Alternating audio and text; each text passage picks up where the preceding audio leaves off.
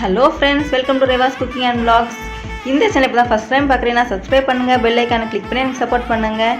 இன்றைக்கி குயிக்காக 3 ஸ்டெப்பில் பிரெட் அல்வா எப்படி செய்யறதுன்னு பார்க்கலாம் வாங்க. அதுக்கு ஒரு தோசைக்கல்லை சூடு பண்ணிவிட்டு அதுக்கு தேவையான எண்ணெயோ நெய்யோ நம்ம விட்டு ப்ரெட்டை போட்டு நல்லா ரோஸ்ட் பண்ணி எடுத்துக்கலாம். 2 பக்கமும் நல்லா செவக்க விட்டு எடுத்து வச்சுக்கலாம். இதுக்கு எண்ணெய் ரொம்ப குறைவாக தான் தேவைப்படும். இந்த ப்ரெட்டை வந்து நம்ம டீப் ஃப்ரை பண்ணி எடுக்கணும் அவசியம் இல்லை. அதேமாதிரி ப்ரெட்டை வந்து சைட்ஸ் எல்லாம் கட் பண்ண வேண்டியதில்லை.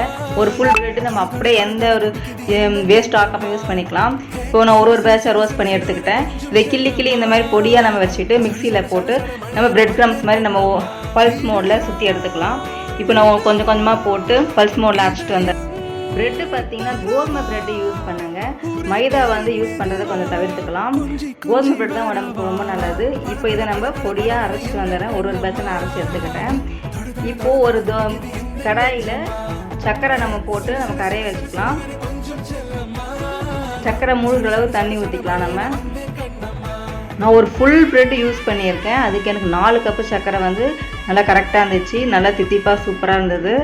சர்க்கரை முழுக்க தண்ணி ஊற்றி சர்க்கரை கரையட்டும். பாகு பதம்லாம் இதுக்கு தேவையில்லை, சர்க்கரை கரைஞ்சா போதும்.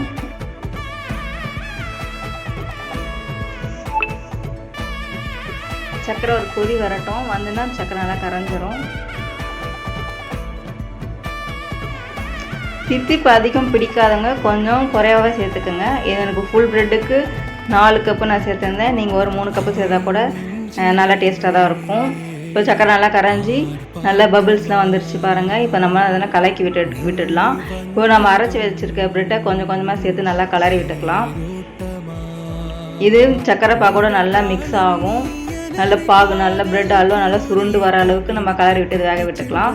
சக்கரைலாம் நல்லா உறிஞ்சிட்ட பிறகு இதில் 1 கப் அளவு பால் சேர்த்துக்கலாம். இன்னும் நீங்கள் மில்க் மேட் சேர்த்துக்கிட்டனா கூட இன்னும் சுவை கூடுதலாக இருக்கும். பால் சேர்த்து இது நல்லா ஒன்று சேர்ந்து வர கலரி விட்டுட்டே இருங்க. அப்போது தேவைப்படும் போது கொஞ்சம் கொஞ்சமாக நம்ம நெய் சேர்த்து 1 ஸ்பூன் நெய் சேர்த்து கலரிக்கலாம்.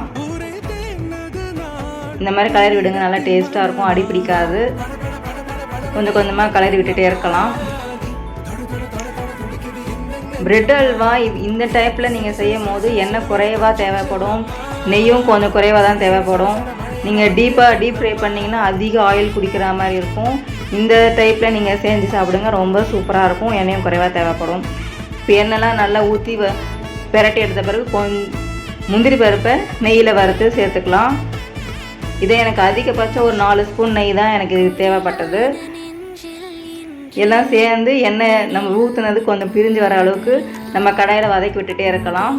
இப்போ பாருங்கள், ஊற்றின பால்லாம் நல்லா மிக்ஸ் ஆகி திரண்டு வந்திருக்கு, நெய்யும் நல்லா பிரிஞ்சு வந்திருக்கு. இப்போ சூப்பரான ப்ரெட் அல்வா ரெடி ஆகிடுச்சு. நீங்களும் இந்த கோடைக்கு செஞ்சு சாப்பிடுங்க. ஆரோக்கியமாக இருக்க வாழ்த்துக்கள்.